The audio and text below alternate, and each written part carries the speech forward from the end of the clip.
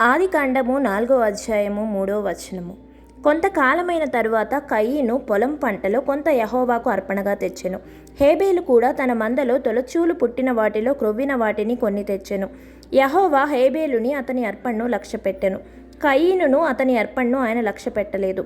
కాబట్టి కయీనును మిక్కులు కోపం వచ్చి అతడు తన ముఖము చిన్నబొచ్చుకొనగా, యెహోవా కయీనుతో, నీకు కోపమేలా? ముఖము చిన్నబొచ్చుకొని ఉన్నావేమి? నీవు సత్క్రియ చేసిన ఎడల తలనెత్తుకొనవా? సత్క్రియ చేయని ఎడల వాకిట పాపం పొంచియుండును, నీ ఎడల దానికి వాంఛ కలుగును, నీవు దాన్ని ఏలుదువనెను. కయీను తన తమ్ముడైన హేబేలుతో మాట్లాడెను. వారు పొలములో ఉన్నప్పుడు కయీను తన తమ్ముడైన హేబేలు మీద పడి అతన్ని చంపెను. యెహోవా, నీ తమ్ముడైన హేబేలు ఎక్కడున్నాడని కయీనును అడగగా, అతడు, నేనెరుగను, నా తమ్మునికి నేను కావలివాడనా అనెను. అప్పుడు ఆయన, నీవు చేసిన పని ఏమిటి? నీ తమ్ముని రక్తము యొక్క స్వరము నేలలో నుండి నాకు మొరపెట్టుచున్నది. కావున నీ తమ్ముని రక్తమును నీ చేతిలో నుండి పుచ్చుకొనుటకు నోరు తెరచిన ఈ నేల మీద ఉండుకుండా నీవు శపింపబడిన వాడవు.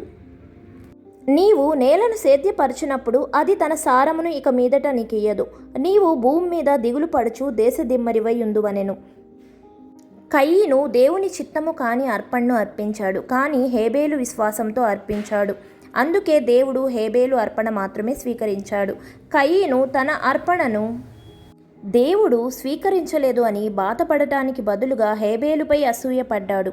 ఆ అసూయ అతన్ని హంతకునిగా, శాపగ్రస్తునిగా చేసింది.